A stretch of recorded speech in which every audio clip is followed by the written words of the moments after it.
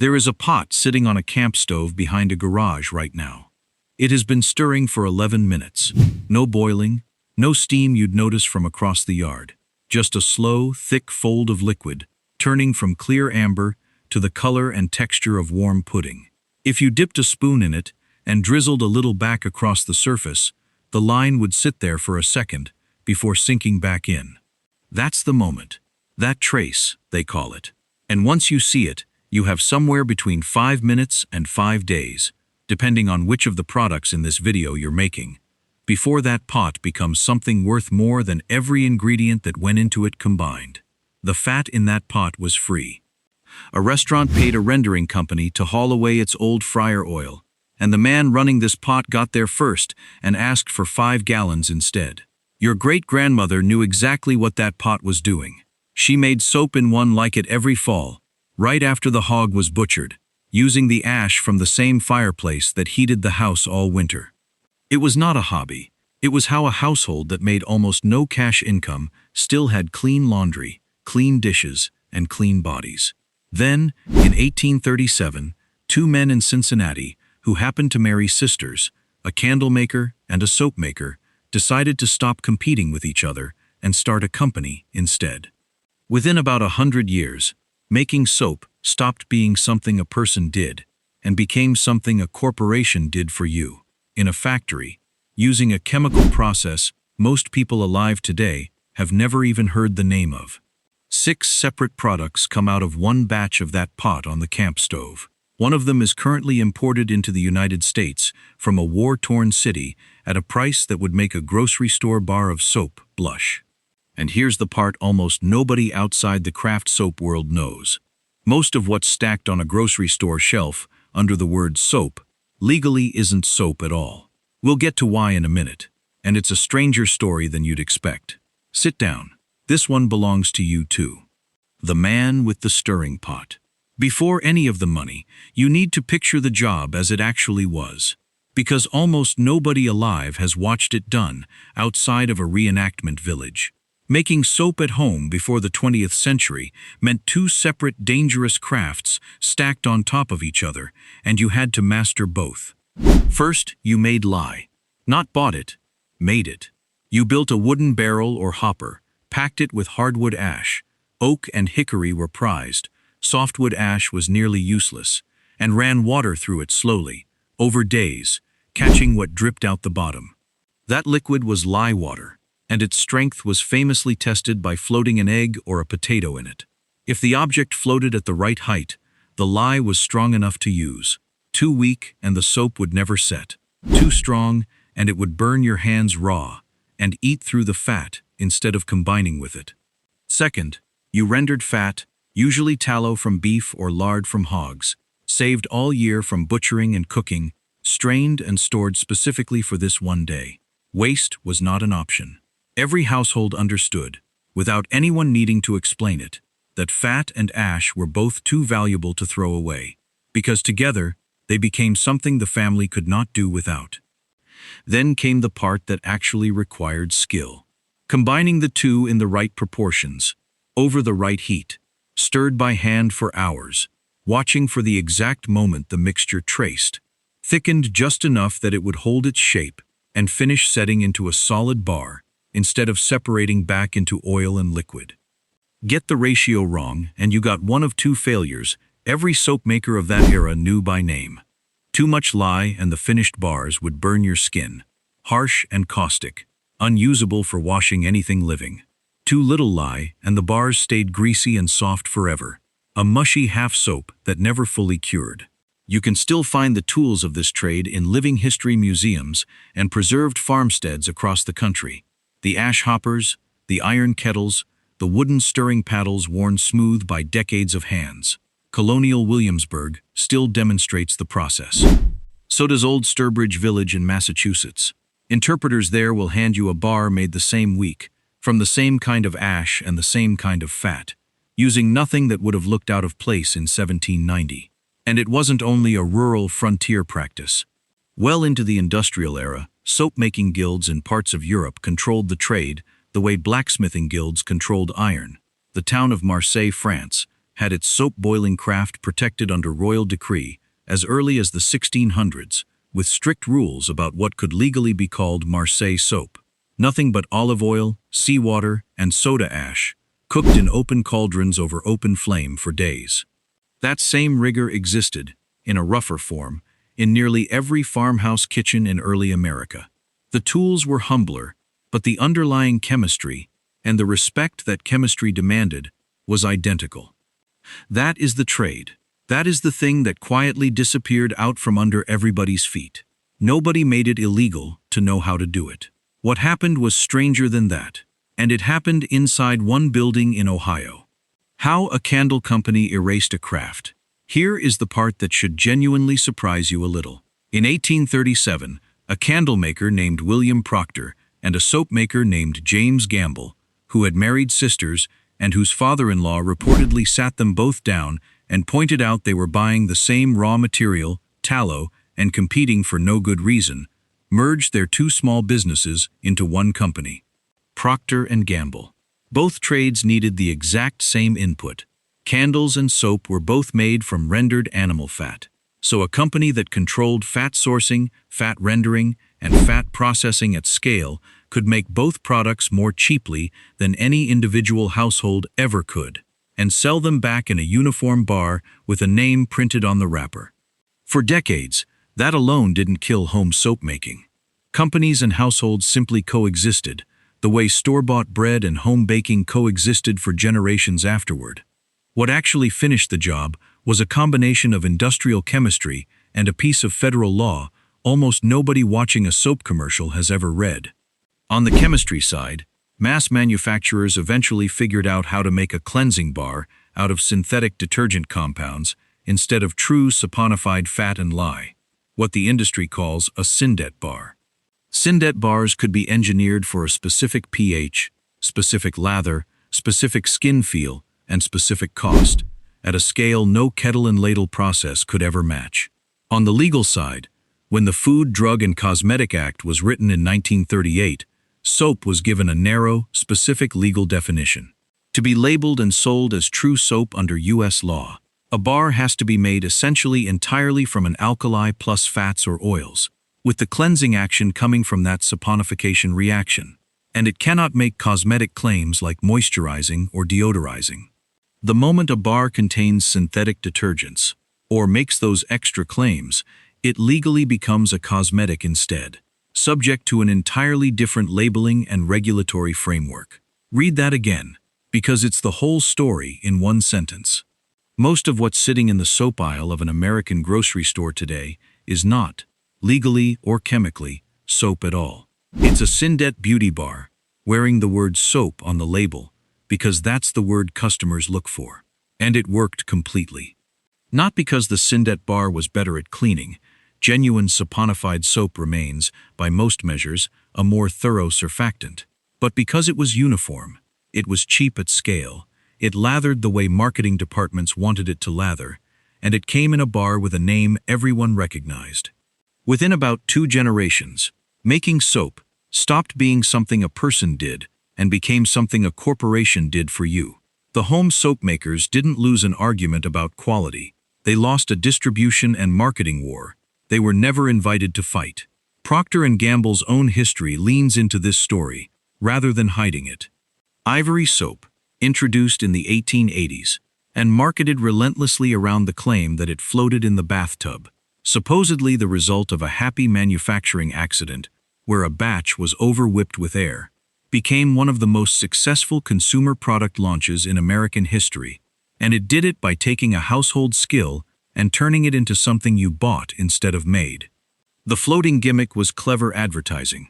The real shift underneath it was economic. A family that once spent a full autumn day rendering fat and leaching lye now spent a nickel at a general store instead.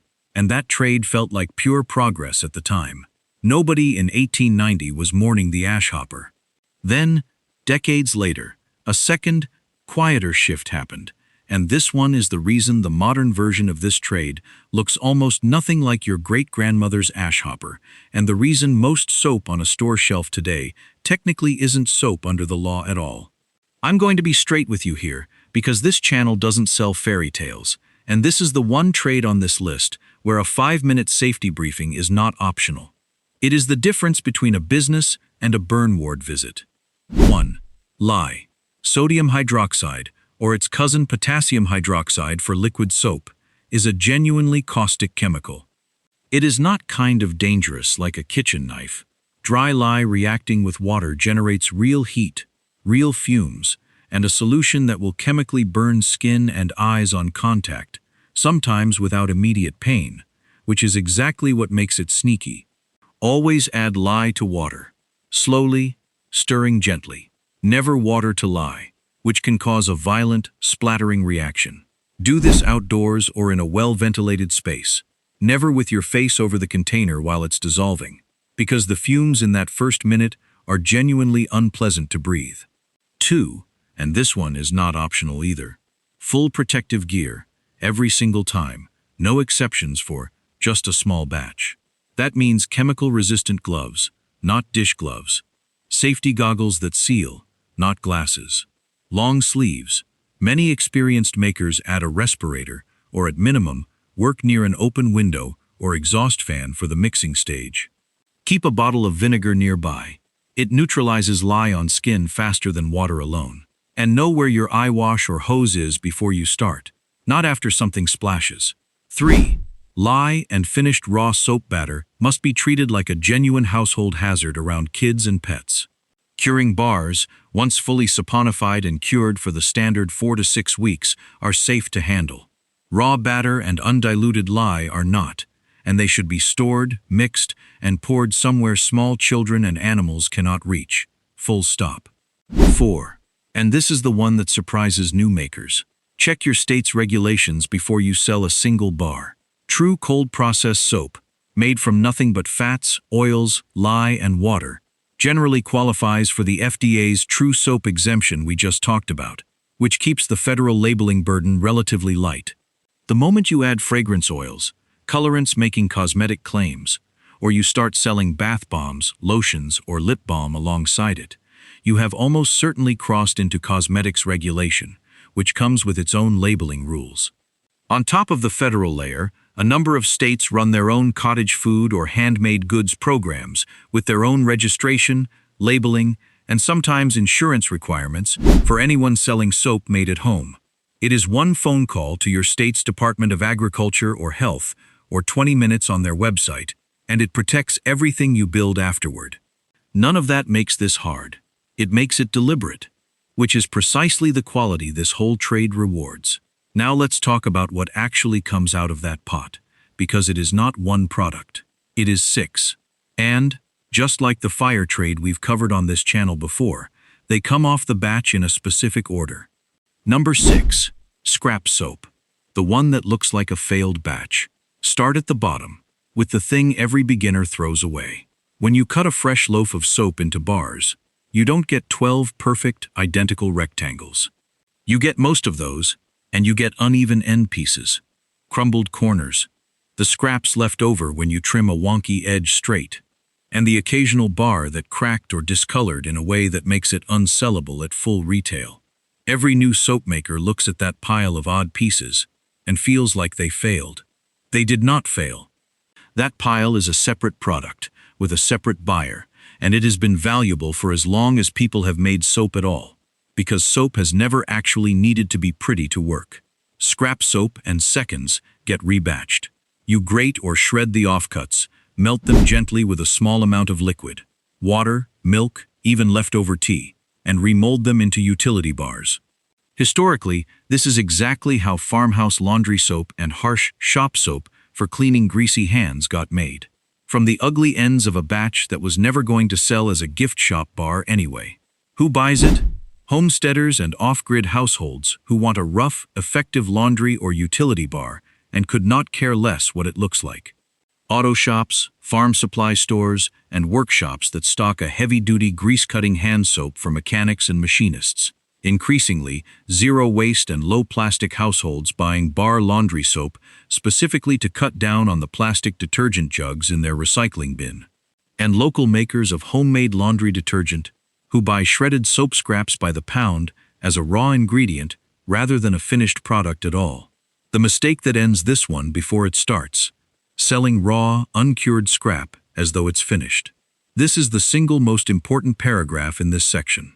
Fresh soap, even good soap, is still mid-saponification for the first several weeks of its life.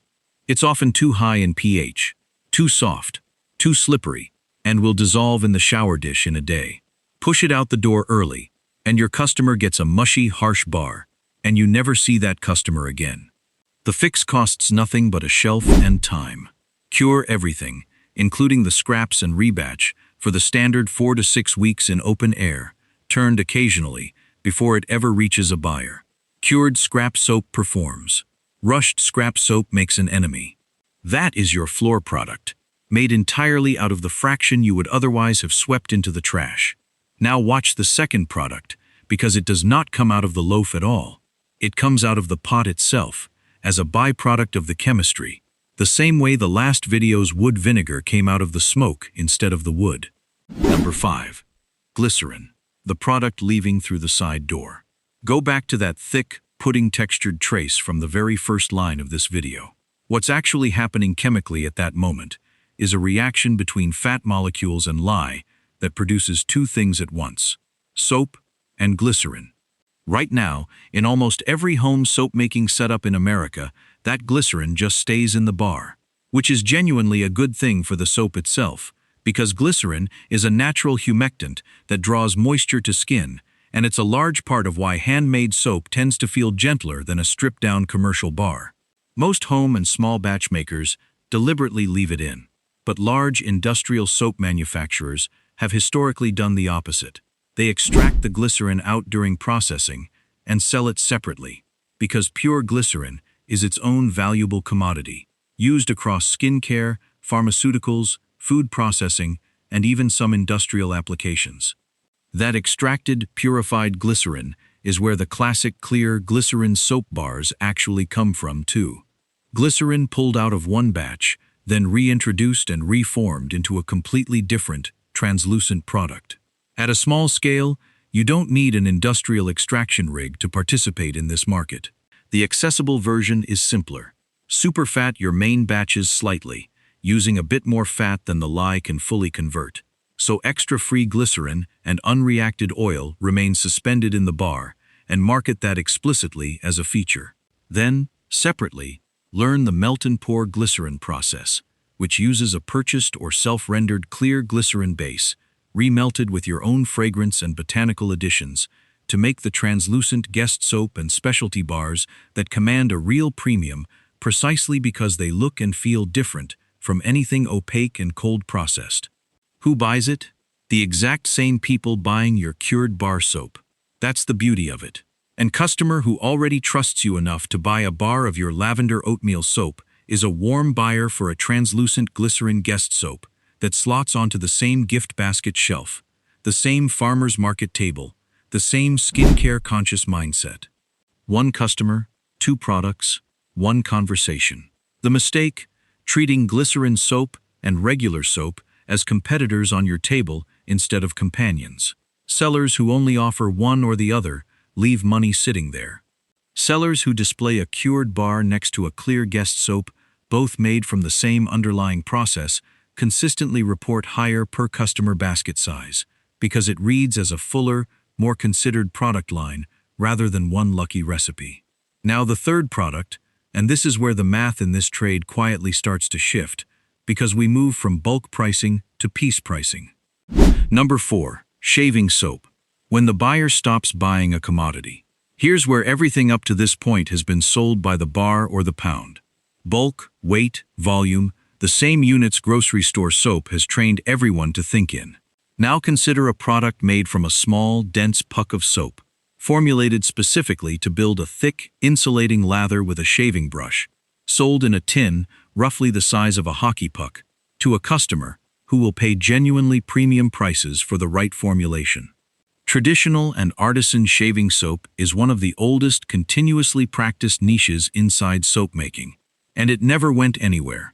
It just went quiet, kept alive by a small, obsessive, extremely online community of wet shaving enthusiasts who trade formulation notes the way the bladesmiths in our last video trade forge techniques.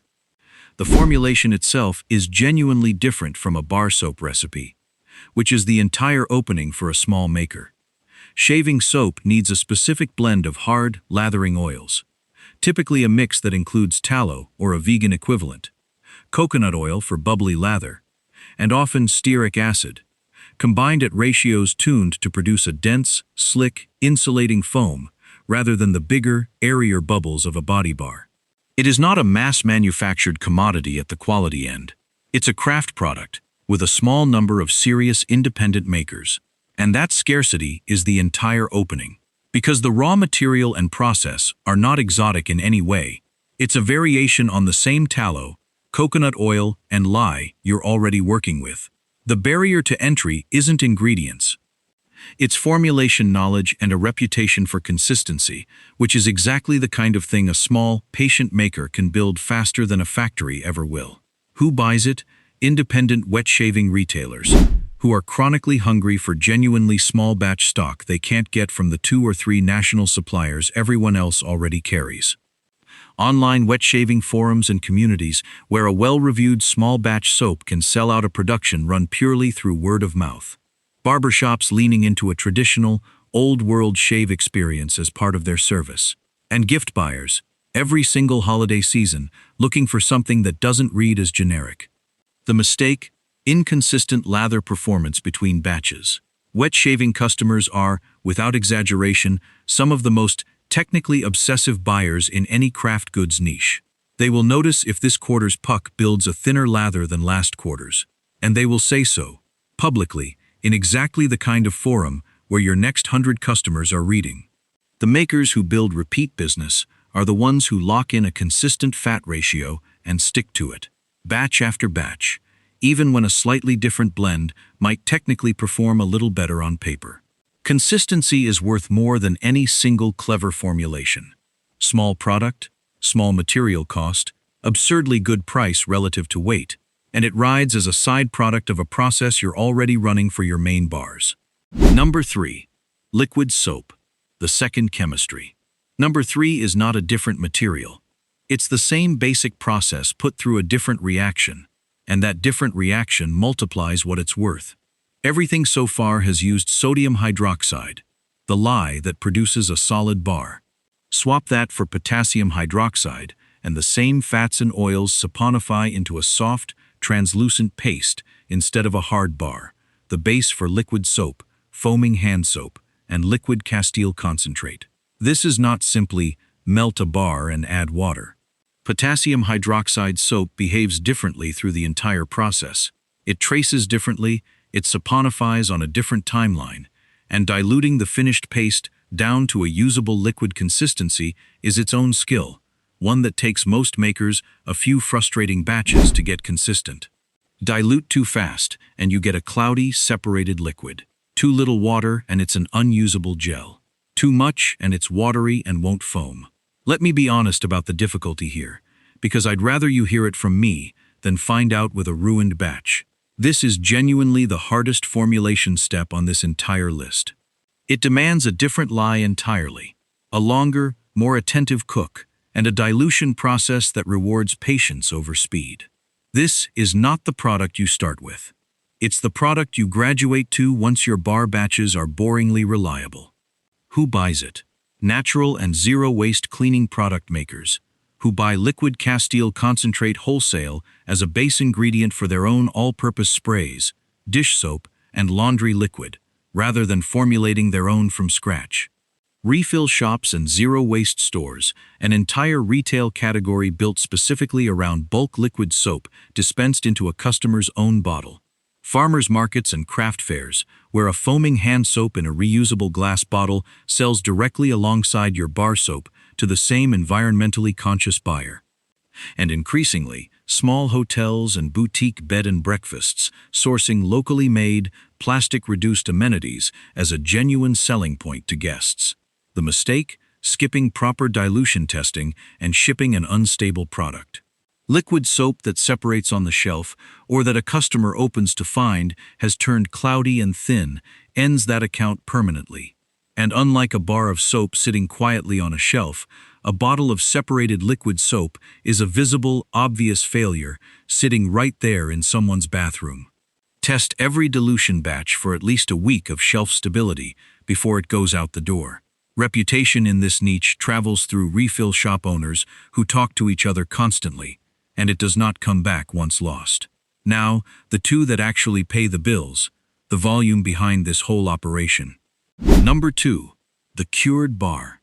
One product, two obsessed buyer groups. Everything so far has been a fraction, a byproduct, or a specialty niche. Number 2 is the main event of the pot, the actual finished, cured cold process bar. And it has two completely separate groups of buyers who both care intensely, and neither of whom is shopping the grocery store soap aisle. Buyer 1, the retail customer, met face to face. Farmers markets, craft fairs, small-town Saturday markets, the classic route, and still, for most small soap makers, the single most reliable one. This buyer wants to smell the bar, hold it, ask what's in it, and hear a two-sentence story about why it's different from what's at the drugstore.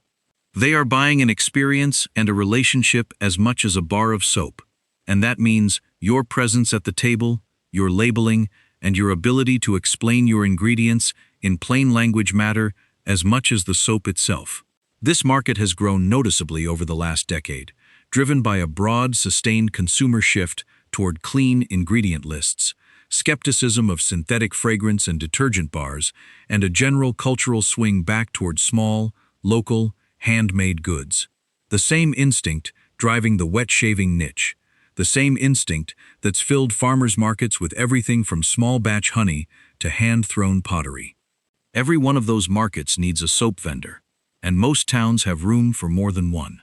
Buyer 2, small wholesale accounts, boutique bed and breakfasts, and small inns wanting guest amenities that don't look like every chain hotel in the country. Independent gift shops and general stores in tourist towns who need a locally made product with a story printed right on the wrapper. Small day spas and salons offering retail add-ons at checkout. Wedding and event planners sourcing favors that feel handmade rather than ordered off a catalog. Here's the structural advantage that makes this a genuinely local business rather than something a distant competitor can undercut on price. Cured bar soap is light, low cost to produce relative to its retail price, but genuinely time-intensive to make well, and time-intensive to sell one relationship at a time. A soap factory can beat you on unit cost every single time. It cannot beat you on the relationship, the local story, or the willingness to hand-deliver 12 bars to a bed and breakfast on a Tuesday morning and chat with the owner for 10 minutes while you're there. That relationship is exactly the kind of thing a distant competitor, however efficient, cannot ship in a box. The mistake? Inconsistent scent and inconsistent cure time. This ends both retail and wholesale accounts equally fast. A customer who loved your lavender bar in June and gets an oddly weak, barely scented version in September will assume something's wrong, even if nothing actually is. Natural fragrance and essential oils vary in strength and behavior batch to batch if your process isn't locked down. And a wholesale buyer who receives soft, undercured bars because you rushed a big order will notice within a week when the bars start sweating or softening on the shelf. Run a documented recipe, weigh everything, and never ship anything under the full cure time, no matter how tempting a big order is. Consistency is worth more than any single fantastic-smelling batch.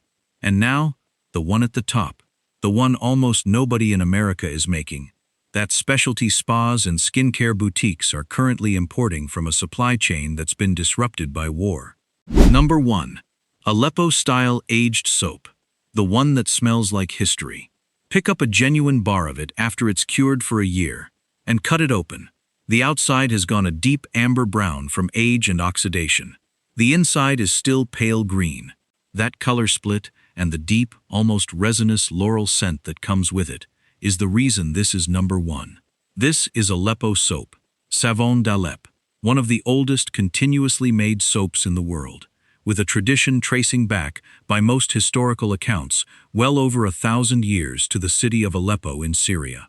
It's made from just 2 ingredients, Olive oil as the base, and laurel berry oil blended in at a percentage that determines the grade and price of the finished bar.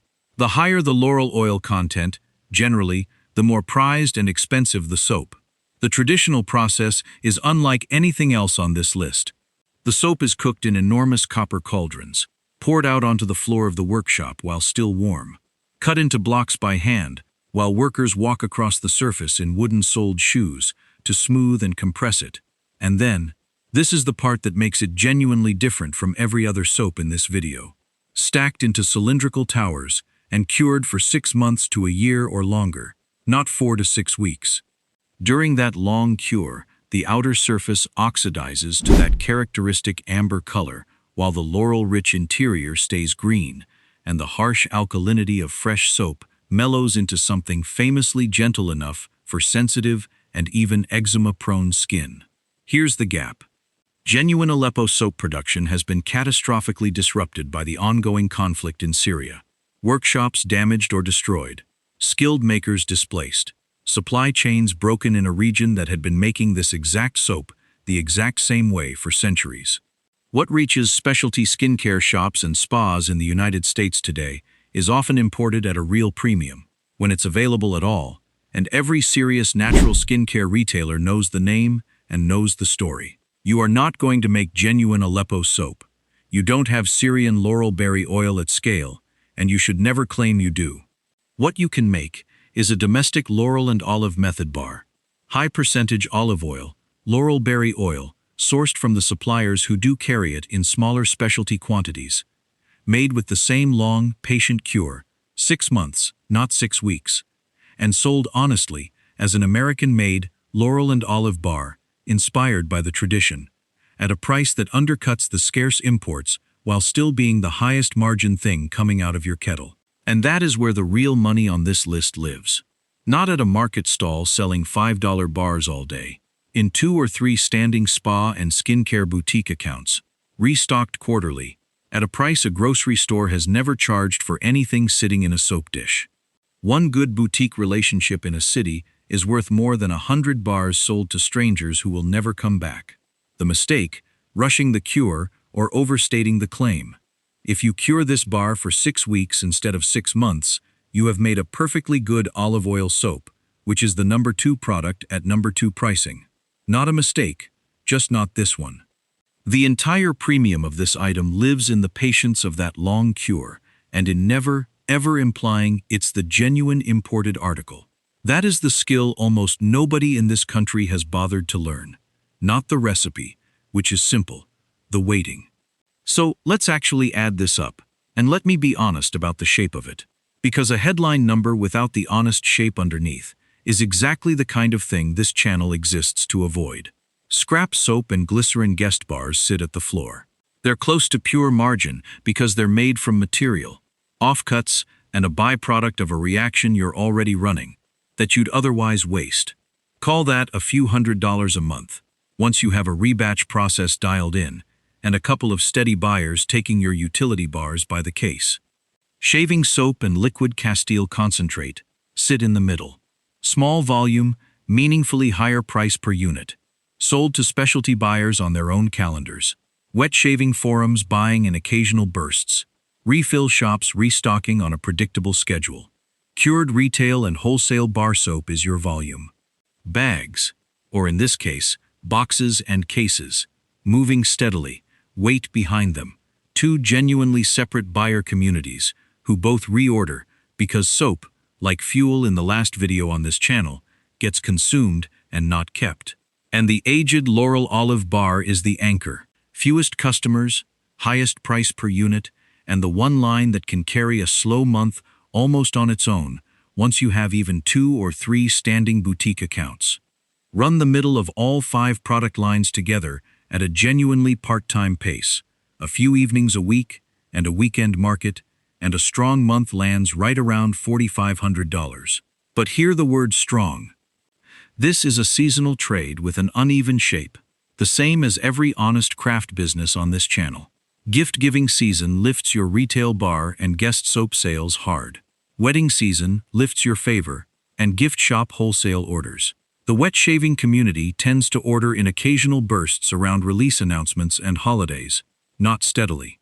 The aged laurel-olive line is the only account that runs close to flat all 12 months, which is precisely why it's worth chasing first, even though it's the slowest one to start paying off, since that first batch has to sit curing for half a year before you sell a single bar of it. Some months in this trade look like $2,000. The right month, with 3 or 4 lines landing together around a holiday or a wedding season, genuinely clears $4,500. That's not a bait and switch. That's what a real seasonal craft trade looks like when you describe it honestly, instead of flattening it into an average. Here's the part that makes this different from every Start 5 Side Hustles video you've ever scrolled past. These are not 5 separate operations. They're 5 fractions of the same kettle. Cook one batch and watch what leaves it. The offcuts and seconds become scrap soap, product 6. The glycerin-rich portion, super-fatted deliberately, becomes your guest soap line, product 5. A small side batch, formulated slightly differently with the same base fats, becomes shaving soap, product 4. Swap the lye on a separate cook, and the same oils become liquid soap, product 3. The bulk of every batch, cured properly and sold both retail and wholesale, is your main bar, product 2. And a dedicated, patient, long cure batch of the highest grade olive and laurel oil you can source becomes the anchor product at the top. You are not building 5 customer bases. You are building 2, the everyday skincare and gift world, and the specialty craft and boutique world, and stocking each of them with 2 or 3 products apiece. The wet shaving enthusiast who buys your shaving soap talks to other wet shavers constantly, because that community is small and obsessive in exactly the way the bladesmiths in our last video are. The boutique spa buyer who takes your aged laurel bar knows the other boutiques in her supply network. A reliable local soap maker is exactly the kind of thing one shop mentions to another.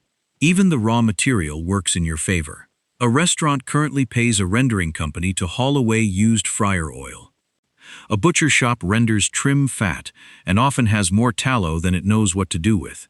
In most of the country, your entire annual feedstock is sitting in somebody else's disposal line, and the phone call to ask for it is free.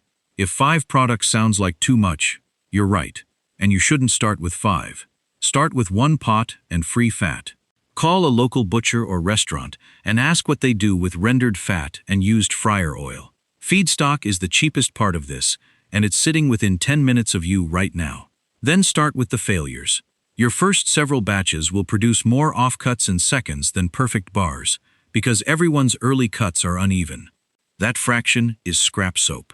Rebatch it properly, cure it fully, and take it to a farmer's market or a local hardware store looking for a rough utility bar. You will be selling a real product out of what you assumed was a mistake, and that first sale is what turns this from a curiosity into a business in your own head. Dial in your basic bar next, because it's the volume, and there is no point chasing a specialty line on top of a process you haven't made boringly reliable yet. Once your batches are consistent, same trace time, same cure, same scent strength every time, go find your first farmer's market table or your first small wholesale account. That is where the real, repeatable income lives. Save the aged laurel-olive bar for last, because the cure is a genuine test of patience, and there's no point starting the clock on a 6-month wait using a formulation you're still adjusting.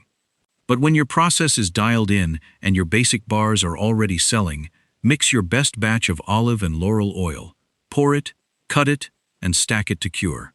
Then, 6 months from now, walk into a boutique day spa in the afternoon, between appointments, with a sample bar in a small box and one question. Do you carry a locally made Aleppo-style soap? Almost none of them do.